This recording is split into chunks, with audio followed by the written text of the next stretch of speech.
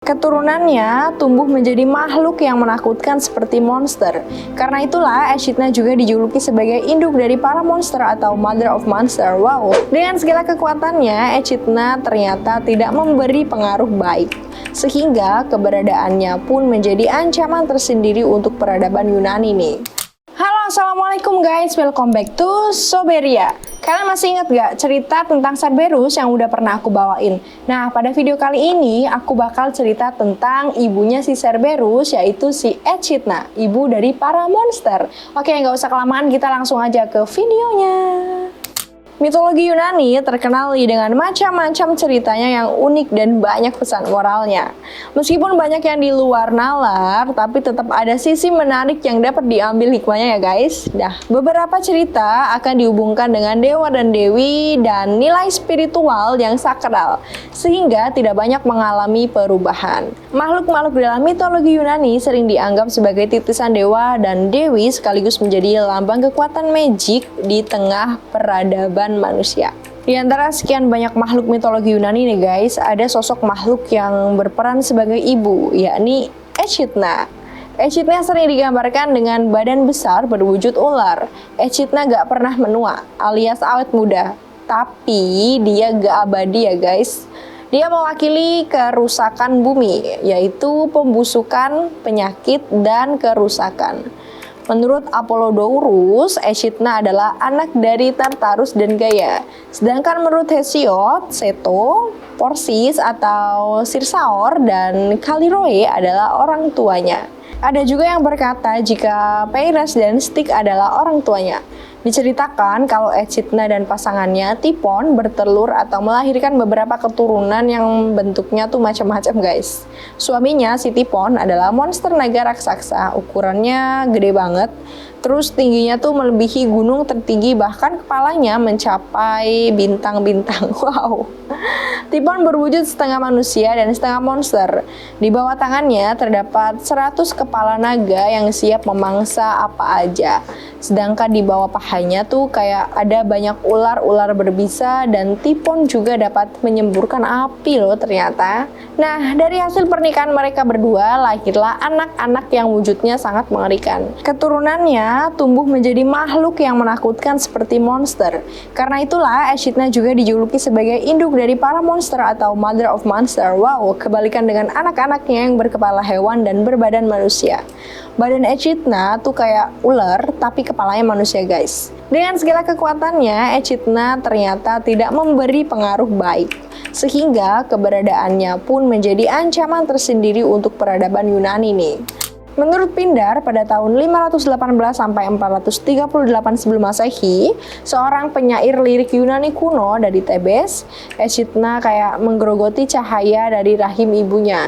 Dia tinggal di sebuah goa yang dekat dengan tanah Skythia dan biasanya dia muncul hanya menunjukkan bagian manusianya aja untuk menarik perhatian pria manusia. Begitu dia menangkap korbannya, dia akan segera memeluk mereka dalam gulungan ular dan memakannya. Echidna sebagai perempuan setengah ular yang bersemayam di dalam goa Arima muncul sebagai sosok kuat tanpa rasa takut.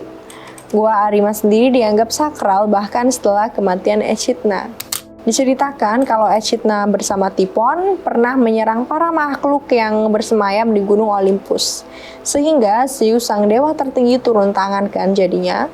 Zeus gak terima semua makhluk yang ada di Olympus dibunuh sama mereka berdua.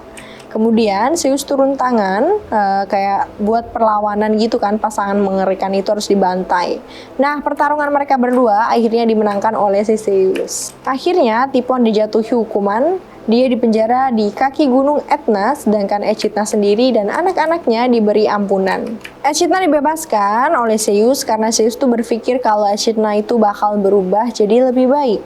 Tapi kenyataannya nggak kayak gitu guys. Selama hidup bebas di dunia, makhluk berbadan ular ini menjadi ujian tersendiri untuk para pahlawan dalam kisah mitologi Yunani. Salah satunya adalah cerita dari pahlawan Bellerophon dan Herakles.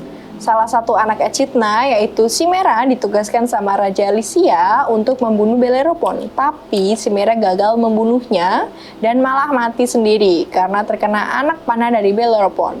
Bellerophon bisa memanah Chimera dikarenakan dia menunggangi kuda terbang yang bernama Pegasus. Kuda itu biasa terbang melintasi langit sebebas dan semudah burung. Nah, terus dari cerita Herakles itu datang saat dia menjalankan tugas. Menurut Herodotus, orang Yunani yang tinggal di daerah Pontus menceritakan kisah pertemuan antara Herakles dan makhluk ular ini nih. Saat itu Herakles lagi mengayomi ternaknya. Karena kecapean, dia akhirnya kan tertidur. Nah, saat bangun nih, dia melihat kudanya udah nggak ada alias udah hilang. Herakles akhirnya mencari kudanya itu dengan mengitari daerah sekitar. Bukannya kuda, dia malah ngelihat Echidna dan di belakang dia ada kuda milik Herakles. Kaget dong Herakles, yang dilihat adalah makhluk yang mengerikan, badannya ular tapi kepalanya manusia guys. Nah, terus Herakles meminta kudanya kembali. Echidna setuju, tapi dengan satu syarat.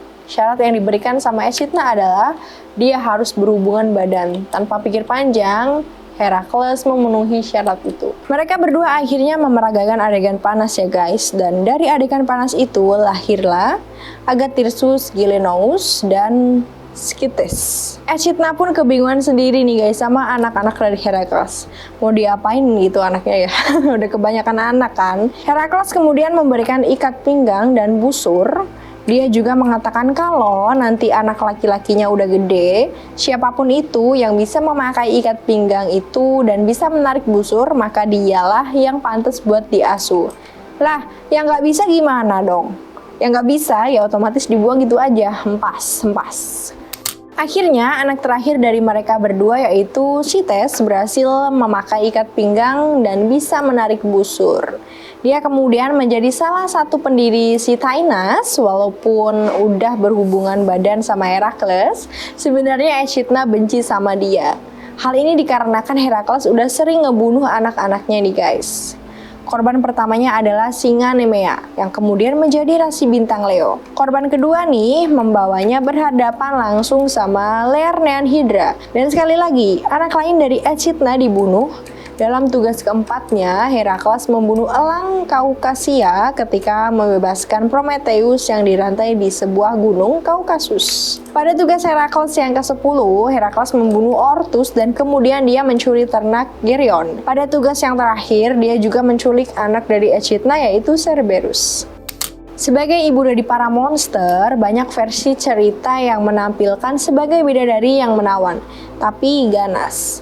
Meskipun bersifat awet muda dan berkekuatan super, ternyata Echidna gak hidup kekal selamanya loh guys. Beberapa mengatakan dia dibunuh oleh Hercules Bellerophon seperti yang dituliskan oleh Sutherland dalam Ancient Texts. Sementara yang lain bilang kalau dia dicekik dalam tidurnya oleh Argos Panoptes, raksasa dengan 100 mata.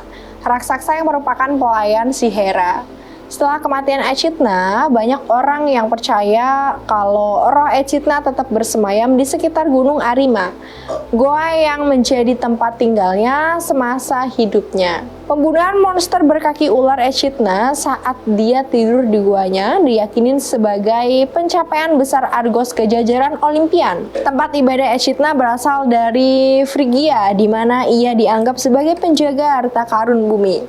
Gempa bumi dikatakan sebagai hasil dari gerakannya, melilitkan dan melonggarkan tubuhnya bagian bawah kayak ular. Karena itu, ia sering diminta untuk mencegah atau meminimalkan kerusakan dalam cedera selama bencana ini. Itulah cerita mitologi Echidna yang berbadan ular. Meskipun udah diceritakan beribu-ribu tahun yang lalu, tapi ia masih punya sisi menarik untuk dieksplorasi dan diadaptasi menjadi film dan game dengan genre fantasi. Semoga video ini bermanfaat dan jangan lupa ya buat tonton video aku yang sebelum dan sebelumnya. Aku Putri Diana dan see you!